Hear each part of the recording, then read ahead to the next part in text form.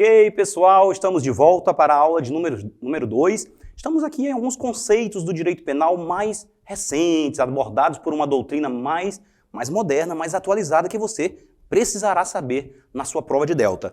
Terminamos aqui no direito penal secularizado, passamos então para o próximo, que é o direito penal subterrâneo, o direito penal paralelo. São conceitos aqui do Eugênio Raul Zaffaroni e nós traremos aqui essas concepções. Vem comigo na tela aqui, olha lá, direito penal paralelo. O que é o direito penal paralelo? É aquele direito penal que está ao largo, paralelamente ao direito penal oficial, tá? Ao lado da atuação do Estado. Aqui nós temos particulares fazendo justiça pelas próprias mãos. Aquela autotutela que não é permitida. Então aqui, esse é um direito penal extraestatal. Nós vimos que algumas comunidades, infelizmente, algumas regiões periféricas, ali, imposta até mesmo pela criminalidade que habita naquele lugar, acaba impondo determinados comportamentos ali, impondo determinadas regras de conduta e sanções, inclusive, punidas com penas capitais, como a morte, né?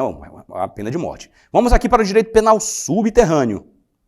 O direito penal subterrâneo aqui já são instituições oficiais que atuam de forma alheia à legalidade, de forma ilegal, com abuso de poder. Então eu tenho aqui agentes do próprio Estado praticando execuções, sequestros, extorsões, e aí o Zaffaroni denominou esse chamado direito penal subterrâneo porque é um direito penal clandestino, que atua na clandestinidade, às escondidas, de modo subterrâneo. Vamos para a nossa próxima tela, continuando com alguns conceitos do direito penal. Aqui, interessante, ó, Maria Silva Sanches, ela trata aqui o direito penal em algumas velocidades. Do direito penal. Primeira, segunda, terceira velocidade e há quem mencione também até mesmo uma quarta velocidade. Venham comigo aqui para a telinha. Direito penal de primeira velocidade. Aqui tratamos de infrações penais mais graves, que são punidas com penas privativas de liberdade.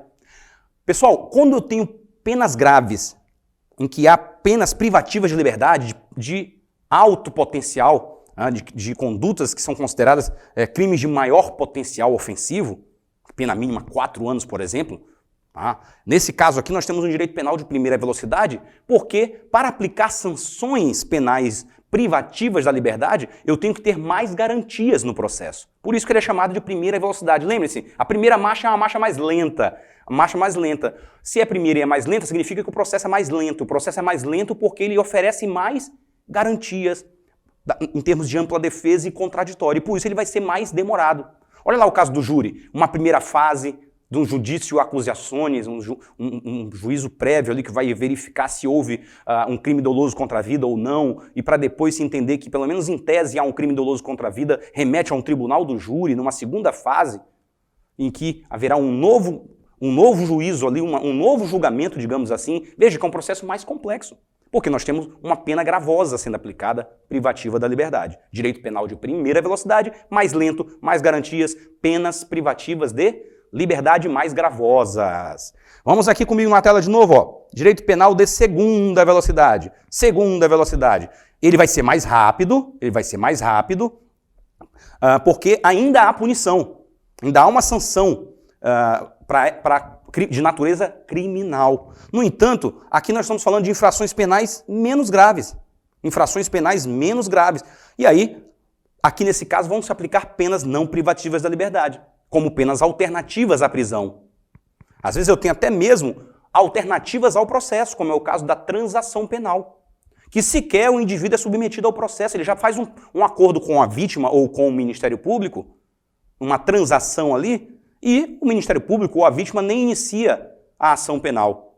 Então tem penas alternativas ou alternativas ao processo. Infrações penais menos graves. Vamos fazer isso de forma mais rápida, vamos para os juizados especiais criminais. E aí eu tenho um direito penal de segunda velocidade. Há uma flexibilização dos direitos e garantias, é menos ampla defesa, menos contraditório ali, procedimento mais célere, menos testemunhas a serem enroladas, penas alternativas, porque as sanções penais são menos graves. Sanções menos graves, flexibilização do processo. Direito penal de segunda velocidade. Comigo na tela de novo. Direito penal de terceira velocidade. Aqui há uma flexibilização de direitos e garantias, porém as infrações são graves. Vejam que nós temos aqui um misto entre o direito de primeira e segunda velocidade. Comigo aqui, ó. Ó, atenção. Primeira velocidade. Aqui a infração penal é grave como o direito penal de primeira velocidade. E há uma flexibilização dos direitos e garantias como o direito penal de segunda velocidade. E aqui no direito penal de terceira velocidade, embora haja a possibilidade de aplicação de sanções penais graves, ainda assim há uma flexibilização dos direitos e garantias. E aqui podemos invocar até a questão do direito penal do inimigo. Esse conceito aí do direito penal do inimigo remete a uma questão do determinadas pessoas, como terroristas, inimigos políticos, são julgadas de forma célere, sem muitas garantias fundamentais durante o processo, e a elas é aplicada penas gravosas. E aí nós temos o chamado direito penal de terceira velocidade, só relembrando, penas gravosas com flexibilização dos direitos e garantias fundamentais. Comigo na telinha de novo. Há quem mencione um direito penal de quarta velocidade. Isso aqui não é tão abordado nas provas, porque não é tão consensual assim, essa conceituação. E esse direito penal de quarta velocidade estaria ligado ao direito internacional e, especialmente, seria aplicável aos chefes de Estado que violaram tratados internacionais de direitos humanos, principalmente. Vamos para fontes agora do direito penal. Importantíssimo, pessoal, esses conceitos vão comigo aqui. Esses conceitos vão estar sempre presentes, por mais basilares que sejam, por mais propedêuticos, introdutórios que estejam na disciplina, são conceitos que você precisa dominar. Eu vi uma prova da CAF agora, esses dias, e trazia questões que envolviam as fontes do direito, envolviam esses conteúdos que nós estamos estudando aqui. Então, se o professor Marcelo Bessa está trazendo aqui para a aula para você, é porque eu vi questões de prova de delta, vi qual é o enfoque dessas provas, e nós estamos trazendo aqui para a sua aula para que você tenha o conteúdo que seja adequado ao que você quer fazer, que é a prova de delta. A gente está colocando o conteúdo que você não vai perder tempo. Nossa obrigação aqui é fazê-lo passar na prova do concurso, que você se propôs a fazer. No caso aqui, nós estamos com um curso de delta. E aí, estudamos as questões e o nosso conteúdo aborda, tangencia e aprofunda até esses assuntos, esses conteúdos que você vai precisar saber na sua prova.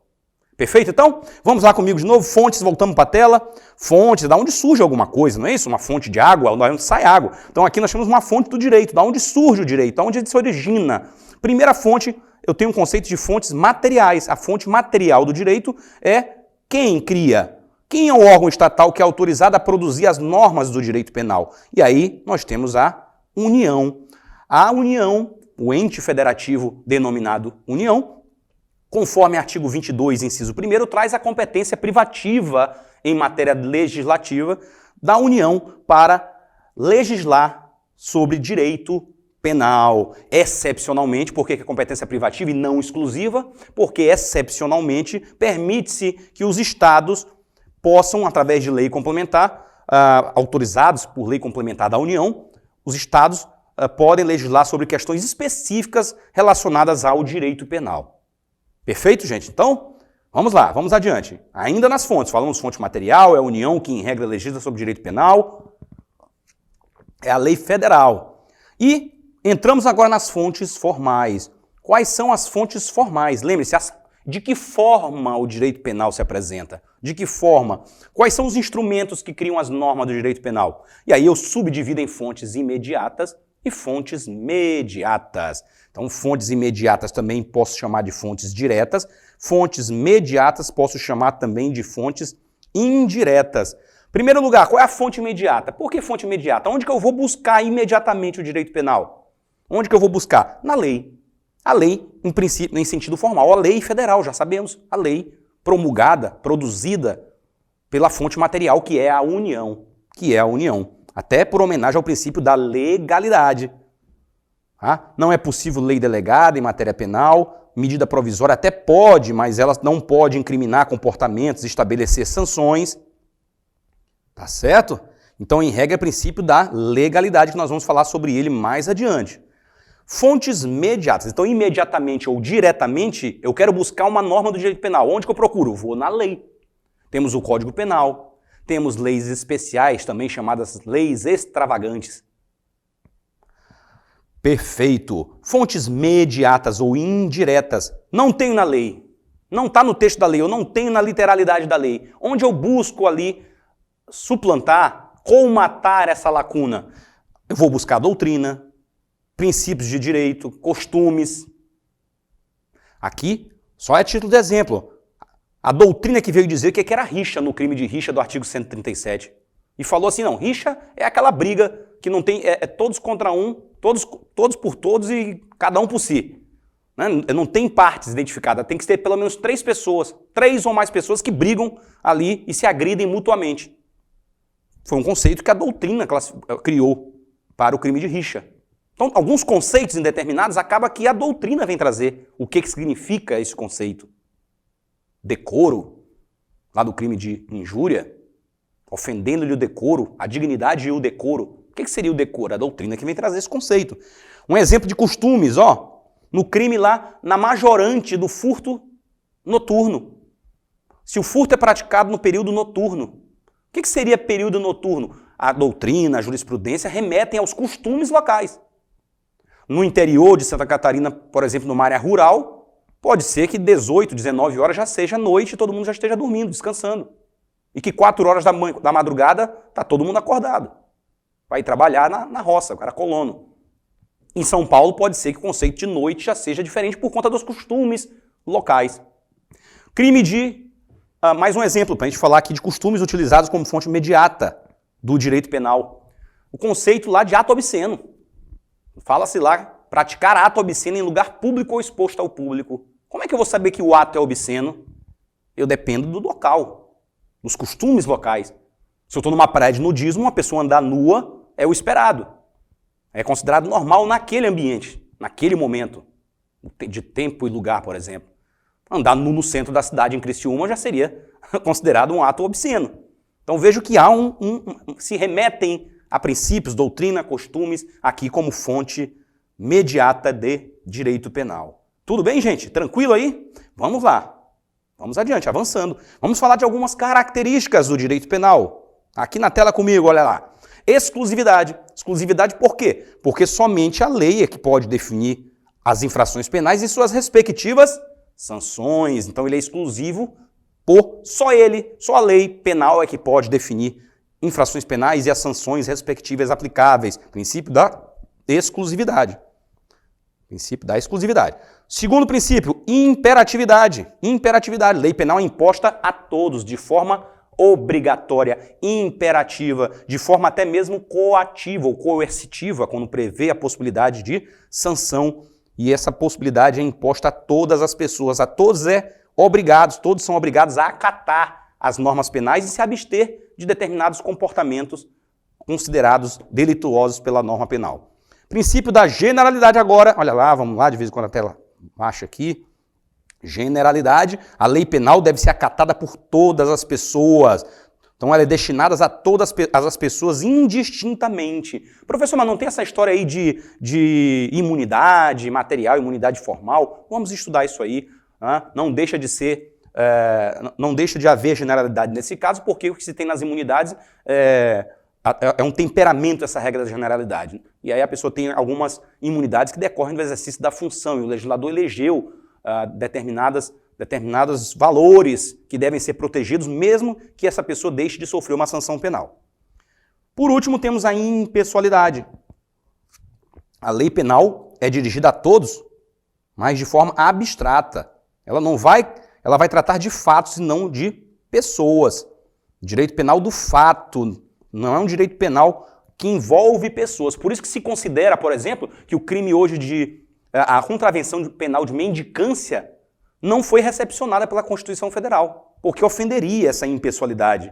Você estaria considerando crime o fato de alguém ser mendigo. O camarada, além de ser pobre, ainda se pune a pobreza dele. É mole um negócio desse? Então, nesse caso, tratam-se de fatos e não de pessoas. O direito penal é o direito penal do fato e não o direito penal do autor do fato. Então aí está a personalidade, a impessoalidade, aliás, do direito penal. Vamos agora aqui fazer a classificação da lei penal, gente. A classificação da lei penal diz respeito à natureza daquela norma penal. O que nós temos aqui, vem comigo na tela, ó, temos normas penais incriminadoras, que são simplesmente aquelas que definem crimes e combinam as suas sanções. Preceito primário, preceito secundário da norma penal. Preceito incriminador e preceito sancionador. Tem esses nomes também. Preceito incriminador, aquele que define o comportamento criminoso, preceito sancionador, aquele que define a pena aplicável. Olha lá, conduta e sua respectiva sanção. Tranquilo, norma penal incriminadora é muito fácil de entender. Vamos para as normas penais não incriminadoras. Normas penais não incriminadoras. E aí elas se dividem. Normas permissivas, explicativas, complementares e de extensão. Vamos entender esses conceitos juntos agora? Vamos lá? Então o tio vai explicar aqui. Vamos lá. Permissiva, ó. Ela permite determinado comportamento. Olha a própria literalidade. Remete aí o conceito do que seria uma norma penal permissiva. A lei permite que se pratique uma conduta, tá? Uma conduta que, em tese, seria típica, descrita no tipo penal. Matar alguém. Será que em alguma situação esse matar alguém pode, embora o fato, a conduta esteja descrita, seja um fato típico, ele pode não ser ilícito, pode não ser antijurídico?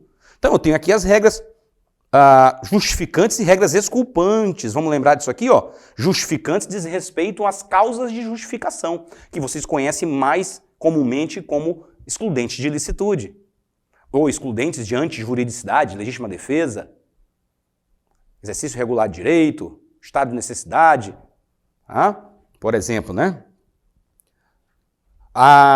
E regras também exculpantes, também chamadas de dirimentes da culpabilidade. A inimputabilidade, a ausência de potencial consciência da ilicitude, a inexigibilidade de conduta diversa, que nós vamos estudar lá no elemento culpabilidade, mais especificamente nas causas que excluem, que dirimem. Normalmente a doutrina usa o termo dirimentes da culpabilidade e deixam excludentes para a legítima defesa, justamente para não haver a confusão dos institutos. Ilicitude e culpabilidade. Crime como fato típico, ilícito e culpável. Perfeito? Então, gente, normas permissivas permitem determinado comportamento típico, porque afastam a ilicitude ou afastam a culpabilidade. Olha os exemplos, legítima defesa, inimputabilidade, essas normas são permissivas. Normas explicativas, também chamadas interpretativas. Aqui o próprio legislador, numa forma de interpretação chamada de interpretação autêntica, esse próprio legislador, ele vai explicar o conteúdo da norma. Um exemplo clássico aqui, o 327 do funcionário público. Aqui lá no 327 do Código Penal, nos crimes funcionais praticados por funcionário público contra a administração pública, o legislador vem dizer quem é considerado funcionário público e traz um conceito mais abrangente possível de qualquer agente público em sentido amplo. Considera-se funcionário público aquele que, embora transitoriamente sem remuneração, exerce cargo, emprego ou função. E aí no parágrafo único ele já vai lá e explica mais um pouco e acrescenta mais gente ainda. Enfim, a norma está explicando um determinado conteúdo. Normas complementares. Estamos dentro das normas não incriminadoras, normas penais não incriminadoras. Falamos das explicativas, permissivas. Estamos agora nas complementares. Aqui vai delimitar a aplicação das leis incriminadoras. Então, não deixa de ser explicativa, tá? Tem gente que nem usa esse conceito de norma complementar. Por exemplo, o artigo 5º do Código Penal vai falar da aplicação da lei penal no território brasileiro, falando que essas normas penais se aplicam no território nacional, salvo em caso de tratados ou convenções internacionais que o Brasil seja parte. Então ela está complementando de alguma forma aqui a aplicação das leis penais incriminadoras. Não deixam de ter um caráter também de natureza explicativo. Por isso que eu, particularmente, eu nem usaria esse conceito complementar aqui e a gente vê muito pouco. Norma de extensão, também chamada de integrativa. Ela aqui vai viabilizar a tipicidade de alguns fatos. Aquele fato, para ser típico, ele precisa do tipo penal que o descreve e mais uma outra norma que faça uma ligação entre eles. Por isso que se chama essas normas, se fala disso aqui de adequação típica mediata. Adequação típica mediata. Olha isso aqui, ó. Eu tenho uma adequação típica imediata. Matar alguém, eu pego esse comportamento e eu vou subsumi-lo ao tipo penal descrito no artigo 121. Está lá, 121, matar alguém. Se alguém no mundo dos fatos matou alguém, ele vai se adequar aquela conduta típica, aquele seu comportamento se adequa à descrição do tipo penal previsto no artigo 121. E essa adequação se dá de forma imediata ou direta. Não preciso usar nenhum outro dispositivo. Fulano no bar, tal, mediante emprego de arma de fogo, efetuou 3 disparos contra fulano, o que foi causa suficiente de sua morte. Com isso, agiu em curso da norma contida no artigo 121 do Código Penal. Adequação típica imediata ou direta. Se esse cara atirou contra a sua vítima, mas ela não morreu, por circunstâncias alheias à sua vontade, eu não tenho como pegar esse comportamento dele e dizer que ele matou alguém para subsumir esse comportamento ao artigo 121. Porque efetivamente ele não matou alguém. Eu preciso de uma outra norma que eu vou vincular ao artigo 121 para conseguir abarcar esse seu comportamento. E essa norma é do artigo 14, inciso 2º, que trata da tentativa. O artigo 14, inciso 2º, vamos lá, vamos lembrar comigo? Diz lá que iniciada a execução, considera-se o crime tentado quando iniciada a execução não se consuma por circunstâncias alheias à vontade do agente. Então, o artigo 121 combinado com 14, inciso 2º, vai dizer que essa conduta desse camarada vai conseguir alcançar esse comportamento desse indivíduo que, embora tendo agido querendo produzir o resultado morte, esse resultado morte não aconteceu por circunstâncias alheias à sua vontade. Vamos a outro exemplo? O artigo 29, que trata da participação. Diz lá o artigo 29, aquele que de qualquer modo contribui para o crime, incide nas penas a este cominadas. Vejam que o camarada foi praticar o furto com o outro. Vamos lá, uma dupla de larápios. Um entrou na casa para subtrair o objeto que queria. Enquanto isso, o outro ficou de fora, somente vigiando, para verificar se o dono da casa não ia chegar. Esse camarada que está lá fora, só ali na esquina, vendo se o dono não vai chegar, ele não está subtraindo coisa alheia móvel para si ou para outrem. Ele não pratica o verbo núcleo do tipo penal subtrair coisa alheia móvel. Só o outro está subtraindo. Veja que para alcançar o comportamento eu vou ter que fazer uma combinação de normas. Através dessa chamada adequação típica mediata ou indireta. Buscando outro dispositivo legal que vincule ao 155, que prevê o furto, o artigo 155. Então, para alcançar o comportamento desse cara que estava observando, para que o outro subtraísse, eu vou ter que combinar o 155 com o artigo 29, que trata do instituto da participação, da figura do participe. Tranquilo, pessoal? Entenderam o que são normas de extensão? Eu estendo a tipicidade do comportamento. Perfeitamente. Vamos para a telinha de novo, vamos ver o que temos agora. Princípios, adoro princípios. Se você souber princípios, vem aqui comigo, ó. Se vocês souberem princípios, meus queridos e minhas queridas, vocês conseguem resolver muita questão sem nem conhecer o texto da lei. Quando você assimila esses princípios e aprende e apreende o conteúdo desses princípios, quando você pega uma lei especial, uma determinada norma no direito penal que você não viu nunca na vida, mas quando ela ofende princípios, fere princípios, de imediato você já vê que tem coisa errada ali. Opa, calma que isso aqui está com cara de... Como assim? Norma penal de natureza material, que é mais prejudicial a réu, vai ser aplicada? Não, tem um princípio da anterioridade. Ou tem um princípio da irretroatividade da norma penal mais severa. Enfim, dominem os princípios. São a base, todo o assoalho ali que estrutura a construção da sua casinha do conhecimento. E isso vai lhe permitir acertar muitas questões. Não é balela, não. Precisa saber princípios. E as provas abordam bastante. Eu gosto de questões que abordam princípio. Porque realmente elas aferem o grau de conhecimento do candidato. Infelizmente, nós temos bancas que cobram questões tolas. Posso dizer assim. O que são questões tolas? Que exigem um decoreba de vocês de pena aplicável. Fração de causa de aumento, de diminuição, se é 1/3, 2/3, metade. Se a pena é de 1 a 3 anos ou 1 a 4 anos, se é reclusão, se é detenção. Uma questão dessa não mede conhecimento, ela mede decoreba do candidato. Aqui nós vamos ver os princípios e vocês vão ver que aqui sim exige esse conhecimento do candidato quando uma questão, a banca sabe explorar uma questão envolvendo princípios. Perfeito? Então, venham comigo na telinha, falamos de princípios agora, importantíssimo. E começamos aqui pelo princípio da legalidade ou da reserva legal, até mesmo porque ele está lá no artigo 1º do Código Penal.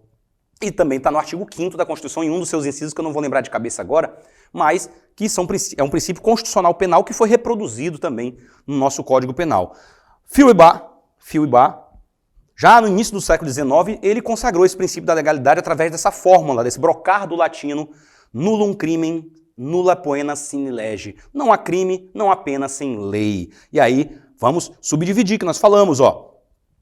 O princípio da legalidade, dele vai decorrer ao princípio da reserva legal, tá certo? Que é a garantia formal, que é uma lei escrita e prévia, lex scripta e lex prévia, uma lei prévia e escrita. Então, reserva de lei, princípio da reserva legal. Princípio da legalidade é gênero, do qual, aliás, na verdade, que aborda, nele está incluído, no princípio da legalidade, nele está incluído o princípio da reserva legal, ou seja, está reservado à lei tratar sobre matéria penal. Somente a lei pode prever as condutas consideradas delituosas e suas respectivas sanções. Estamos aí na reserva legal. Decorrência do princípio da legalidade em sentido amplo.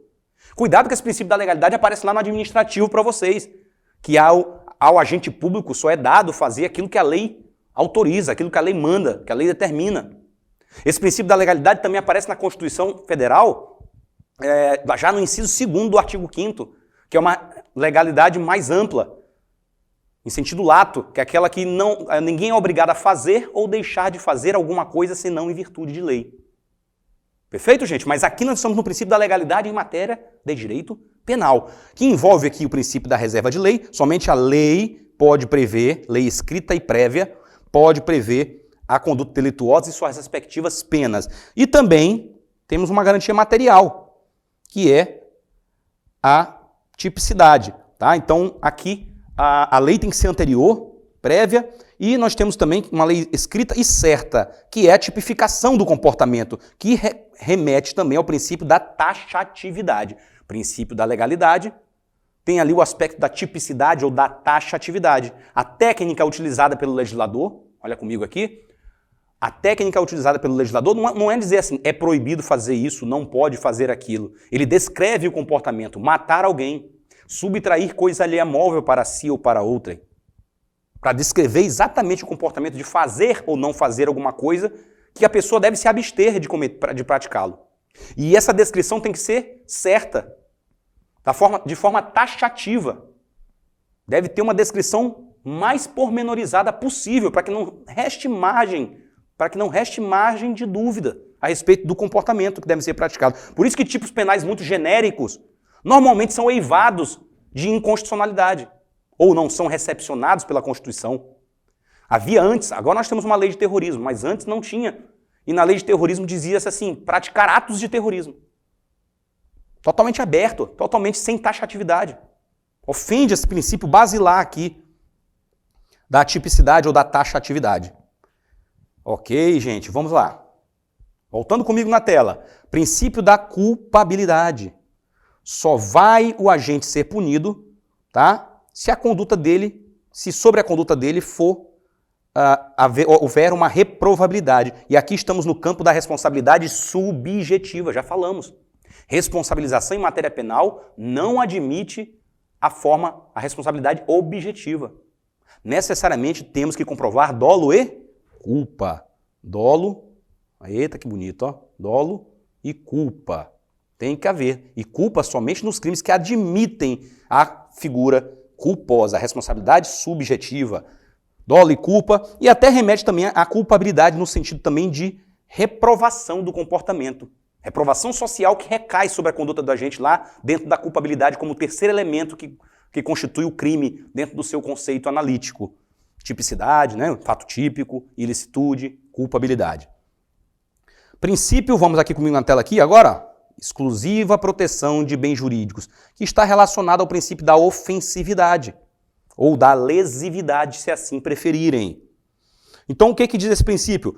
O direito penal ele se presta o quê? Somente a proteger os bens jurídicos de uma lesão ou, pelo menos, uma colocação em perigo.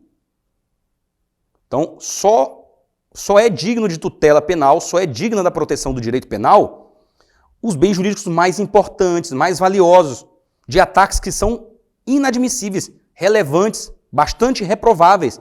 Então aqui temos, só pode ser considerado delito, vejam lá, lembre-se no começo, que nós falamos do conceito material, na acepção material do conceito de direito penal. somente a lesão ou colocação em perigo de lesão de um bem jurídico. Crimes de dano, matar alguém, está lá a pessoa morta, lesão corporal, está lá a pessoa com uma ofensa à sua integridade corporal e à sua saúde. Causei uma lesão ao bem jurídico. Colocar em perigo o bem jurídico, crimes de perigo, dirigir o veículo sob influência de álcool ou substâncias de efeitos análogos. O camarada tomou uma tacinha de vinho, estava assistindo o jogo lá do Criciúma com o Grêmio, né? E aí, o Criciúma ganhou de 2-0, ele ficou feliz, tomou uma tacinha de vinho, estava indo para casa, dirigindo seu carro na velocidade da via, tranquilo, sem exagero, sem zigue-zaguear, sem estar com os reflexos tranquilo ali, de boa, obedecendo às regras de trânsito, não furou sinal, não criou nenhum risco de dano concreto. Parou na blitz. Foi feito o bafômetro, constatou que ele ingeriu bebida alcoólica. Praticou o delito. Por quê? Porque esse é um crime de perigo abstrato. Só o fato dele ingerir bebida alcoólica e pegar o veículo automotor, isso já configura o delito porque é um crime de perigo abstrato. Meramente ele já colocou em perigo a incolumidade pública. Ele gerou um risco ao bem jurídico, vida das pessoas, integridade física, patrimônio, ou seja, a incolumidade pública ficou sob risco diante daquele comportamento. Muito que bem. Vamos adiante. Princípio da intervenção mínima, muita atenção agora, muita atenção agora. Esse aqui é vezeiro, gosta de aparecer em prova e é importante vocês saberem isso aqui, porque é muito comum isso ser abordado de algum modo nas provas.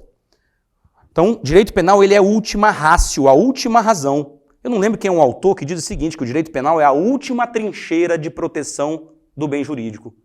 Eu tenho à frente dele lá vários ramos do direito que tentam proteger com a previsão de algum tipo de sanção para determinados comportamentos.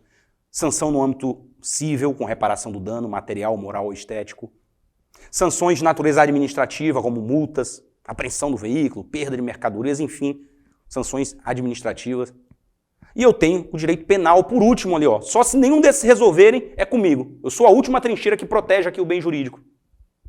Tranquilo, gente? Ele é a última ratio, a última razão. Princípio da intervenção mínima. O Estado não deve se ocupar de proteger todos os bens jurídicos. Então o Estado só está legitimado a princípio da necessidade, ó, criminalizar comportamentos que sejam relacionados a ataques contra bens jurídicos mais importantes. E aí eu tenho dois aspectos do direito penal que estão relacionados ao princípio da intervenção mínima. Atenção comigo agora aqui, ó. Vamos lá.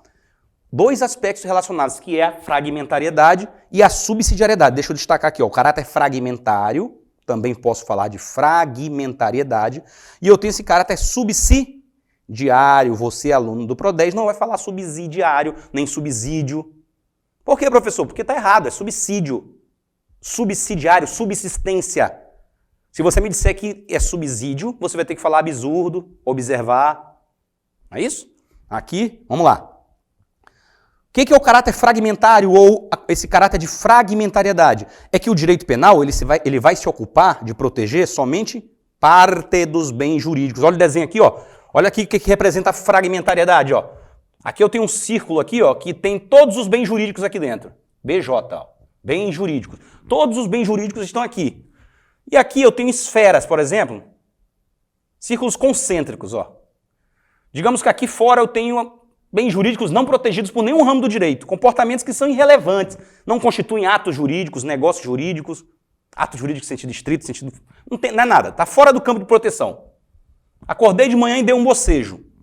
Esse comportamento de eu bocejar de manhã cedo quando eu acordei não tem nada a ver com o direito, não tem proteção de nenhum ramo do direito. Eu vou ter aqui dentro do direito, por exemplo, direito civil aqui, ó. Opa, aqui eu já vou ter bens jurídicos aqui dentro que já vão merecer a proteção do direito civil. Por exemplo, eu estava distraído no celular, falando com uma crush no WhatsApp. Eu não, estou contando um exemplo.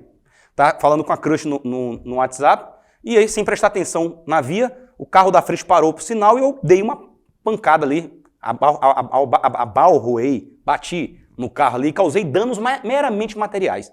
Quebrou para-choque, lanterna. Esse acidente de trânsito com danos meramente materiais, ele vai estar protegido ali no âmbito do direito civil com a reparação daquele dano material causado. Foi suficiente. Quem sabe eu posso também tomar uma multa no âmbito administrativo, digamos que o direito administrativo está aqui, protegendo outros bens jurídicos aqui dentro. Então eu posso ter o direito administrativo também prevendo uma sanção para aquele meu comportamento, como por exemplo uma multa por estar distraído no volante. Vai ter uma tipificação lá, alguma coisa vai estar. Dirigir sem atenção, tal, vai estar lá, uma sanção de natureza administrativa. Mas esse comportamento ele é irrelevante para o direito penal. Aquele meu comportamento é um indiferente penal. Se usa muito essa expressão indiferente penal para mencionar um fato que é absolutamente atípico. E aí vejam, o direito penal vai estar aqui, ó, DP, direito penal. Ele está se preocupando de todos os bens jurídicos? Não. Ele está se preocupando de parte muito ínfima aqui dos bens jurídicos. Por quê? Porque ele é fragmentário. Fragmento é o quê? Parte, né? Ele é fragmentário. Por quê? Fragmento é uma parte. Parte de quê? Parte dos bens jurídicos. Só aqueles mais importantes. Só aqueles mais relevantes. Só aqueles ataques mais reprováveis ao bem jurídico vão ser protegidos. E este é o caráter fragmentário. Mas também o direito penal ele vai ser subsidiário. Subsidiário. Por que ele é subsidiário? Vejam, ele está como última trincheira de proteção do bem jurídico, como nós falamos. Ó. Se houver outro ramo do direito suficiente à tutela do bem jurídico, não se deve lançar mão do direito penal. Não vou vulgarizar a aplicação do direito penal. Ele só se preocupa, ó, veja que um complementa o outro. Ele só se preocupa de parte dos bens jurídicos, ou seja, ele é fragmentário, mas também ele é subsidiário, porque os outros bens jurídicos podem ser suficientemente protegidos por outros ramos do direito. Ou porque o camarada já foi sancionado na órbita civil, ele já sofreu sanção na órbita administrativa, eu não preciso utilizar do direito penal para isso. E essa intervenção mínima ela se dá tanto em nível legislativo, quando o legislador vai criar, presta atenção comigo aqui, quando o legislador vai criar o tipo penal, vai criminalizar um comportamento, ele leva, e até mesmo para aferir a pena, ele vai definir, ele só vai escolher aqueles comportamentos mais lesivos, para proteger os bens jurídicos mais importantes. Ele não vai sair legislando e criando figuras típicas, delitos para tudo que for comportamento. Pelo menos num Estado democrático de direito, que se propõe democrático de direito. E também até mesmo na aplicação do direito penal. O Estado juiz, quando vai aplicar o direito penal, ele pode também se valer da intervenção mínima para deixar de aplicar o direito penal a determinados comportamentos que são irrelevantes, ínfimos. E aí temos, relacionado ao princípio da intervenção mínima, o chamado princípio da insignificância ou bagatela. Princípio da insignificância ou bagatela. O direito penal não se preocupa ou não se ocupa com bagatelas, com coisas de pequeno valor. E não estou falando do ponto de vista só material, patrimonial. A lesividade tem a ver com a lesividade da conduta. Lesividade da conduta.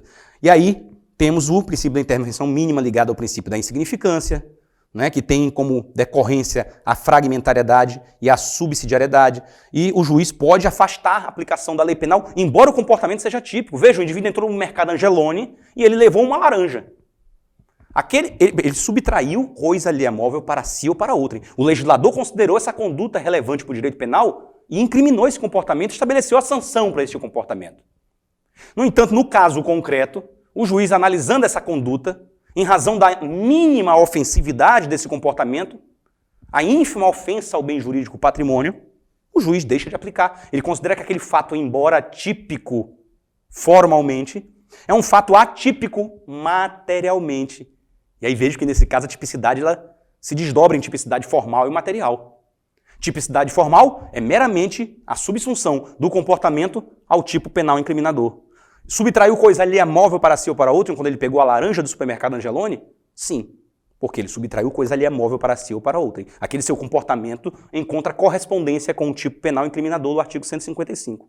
Agora, substancialmente, aquele comportamento materialmente, do ponto de vista da tipicidade material, ele tem relevância penal? Ele tem ofensividade suficiente para merecer a proteção do direito penal? Não, porque o comportamento é insignificante, é ínfimo. Não tem lesividade suficiente para merecer a proteção do direito penal. Tudo bem? E aí nós entramos com essa conexão desses princípios, né? Intervenção mínima, subsidiariedade, fragmentariedade, ofensividade ou lesividade, princípio da insignificância. Tudo está aqui, ó, correlacionado. Perfeito? Tudo certo? Então vamos em frente. Voltando para a telinha. Princípios da pessoalidade e princípio da individualização da pena, também chamado princípio da intranscendência. Pena só pode atingir a pessoa do acusado aqui em matéria processual. Vejam, A pena não pode passar da pessoa ou do condenado. Veja que estão em dispositivos distintos da Constituição Federal. Então, princípio da pessoalidade da pena ou da individualização da pena, ó, nenhuma pena passará da pessoa ou do condenado. É o que a Constituição fala aí no inciso 45.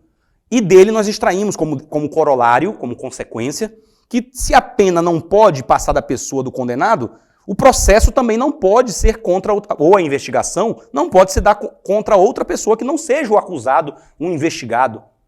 Aquela pessoa que praticou a conduta. Pessoalidade. Não posso atingir. Professor, mas parece que até é óbvio, né? Não, pessoal. Numa fase de vingança privada, né, em tribos, em sociedades mais primitivas, se punia toda uma tribo de uma pessoa que cometesse um crime. O camarada praticou um crime, matou um de uma tribo. Aquela tribo ia lá e matava toda a família daquele cara, ou toda a tribo do outro. Não havia essa proporcionalidade, não havia essa pessoalidade. Aquela lei do talião, olho por olho, dente por dente, apesar de parecer ser algo grotesco, algo muito duro, na verdade foi uma atenuação. Na verdade foi uma evolução do direito penal no sentido de proporcionalidade. Opa, olho por olho, dente por dente. Não é um dente pelo olho. Não é um olho por um braço ou um patrimônio com uma punição de morte. Enfim, houve uma proporcionalidade. E aí nós temos o princípio da individualização, são diferentes, tá? Não confunda o princípio da individualidade, da pessoalidade, da pena, com o princípio da individualização. Individualização está aqui, ó, no inciso 46, que a lei regulará a individualização da pena e adotará, entre outras, as seguintes. Aí ele traz hipóteses exemplificativas, certo? Por isso que ele fala, entre outras, ó. Professor, o legislador infraconstitucional pode criar outras penas que não são essas aqui, ó? Sim, o STF já se manifestou sobre isso já. Pode, sim. O legislador constitucional, aqui no inciso 46, quando falou da individualização da pena e mencionou essas aqui da linha, essas que estão na linha A, E, ele somente mencionou a título exemplificativo. Portanto, o legislador penal infraconstitucional pode criar outras hipóteses de penas a serem adotadas, desde que não contrariem preceitos constitucionais. Não pode ser penas cruéis, de caráter degradante, não pode ter caráter perpétuo, que nós já sabemos. Muito que bem. Individualização da pena, o juiz vai levar em conta condições individuais para a aplicação da pena. Vai individualizar essa aplicação, ele vai ter uma margem. 3, 4 pessoas praticaram o mesmo homicídio juntas. Pode ser que a pena seja diferente para cada uma delas. Preponderantemente, ele vai verificar ali o artigo 59 do Código Penal para fazer essa individualização, pelo menos na primeira fase da dosimetria da pena.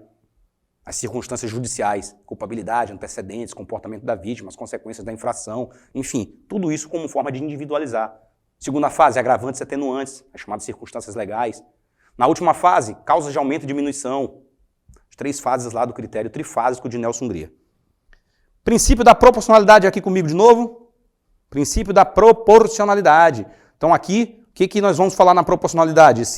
Essa proporcionalidade tem a ver com o juízo de ponderação entre a carga coativa da pena e o fim perseguido pelo direito penal, por aquela cominação penal. Opa, esse comportamento tem que ter uma pena à altura dele.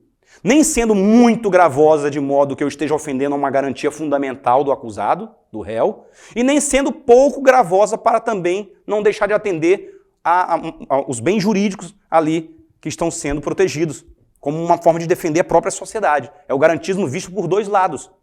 O garantismo do acusado, de não sofrer uma sanção desarrazoada, muito gravosa para aquele seu comportamento, mas também não pode ser insuficiente a pena. Ela tem que estar dotada de uma carga coativa suficiente para proteger o bem jurídico. Perfeito, gente? Tranquilo, então. Isso é a proporcionalidade. Vamos lá. Princípio da humanidade. Continuando nossos princípios. Maravilha, princípio é bom demais. Tenho certeza que vocês estão gostando dos princípios aí e vão se dar muito bem na prova. Princípio da humanidade está ligado ao princípio da dignidade da pessoa humana. O princípio da dignidade da pessoa humana, dele decorre uma série de outros princípios. Ele é um princípio guarda-chuva, que abriga debaixo dele muitos outros princípios. Vamos lá para a matéria do direito civil, você vai encontrar a dignidade da pessoa humana. É proibida a doação universal, ninguém pode doar todos os seus bens sem reserva de meios suficientes para a sua própria subsistência. É uma decorrência do princípio da dignidade da pessoa humana. Por exemplo, tá certo? Só para mencionar um exemplo aqui.